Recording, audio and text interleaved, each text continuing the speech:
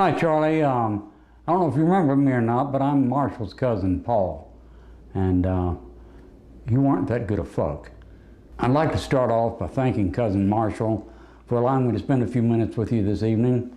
And I think most of you know that Marshall's Uncle Milton was noted in Hollywood as having one of the largest pricks. And I think most of you know Marshall. And but we're not here for that this evening. We're here to talk about Farley Hernandez. And I remember the first time I ever met Farley, Marshall took me to an Aerosmith concert here in Tampa. And I went back and I opened the door to Steven Tyler's dressing room, and there was Farley. Folks, this is hard for me to say, but I won't tell it. I'll just say it. There was Farley putting peanut butter on his dog's dick and licking it off. And I said, my God, man, how can you stand to do that? So he sat down and said, if you got any more peanut butter, I'll show you. No, really the first time I actually met Garley was at the hospital emergency room. He was there having a Waffle House removed from his ass. And later they removed his colon from a flashlight. Now I know that doesn't make any sense, but he doesn't know it. So.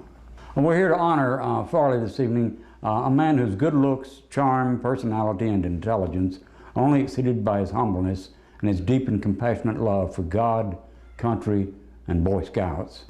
And on an even higher note, he doesn't know this yet, but I just found out that he has just been selected as Grand Marshal for the 4th Annual Golden Shower Pride Parade. Hang in there, buddy.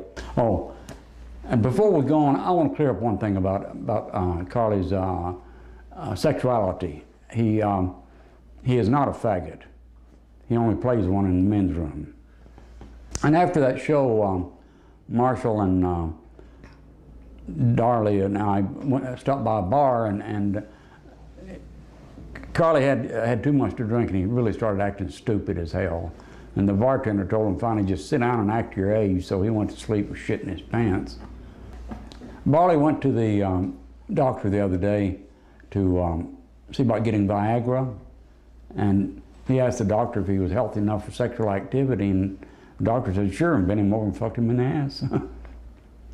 And while we were at the bar the other day, Carly was telling me that he remembered the time that his grandfather gave him his first Werther's original butter candy. He said he wasn't but 4 years old at the time, and that his grandpa had it hidden in his shorts. And it took him almost 10 minutes to find the damn thing.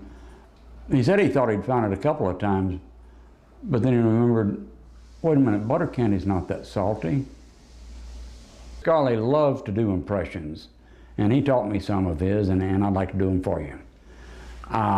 We were going to do his impression of Merle Haggard and Luciano Pavarotti singing Portuguese folk songs in Aborigine Pig Latin, but we've got to bring the music with us.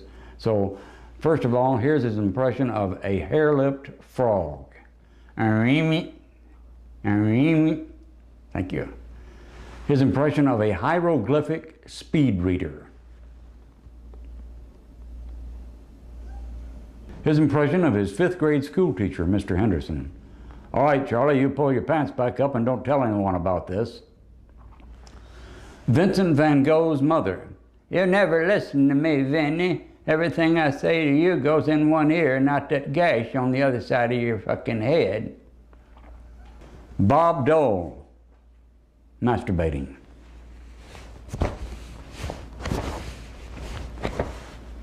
Terry Schiavo. Thank you. Terry Schiavo jacking off Bob Dole with a hair-lipped frog. Thank you. His impression of a black widow. That motherfucker didn't leave me shit.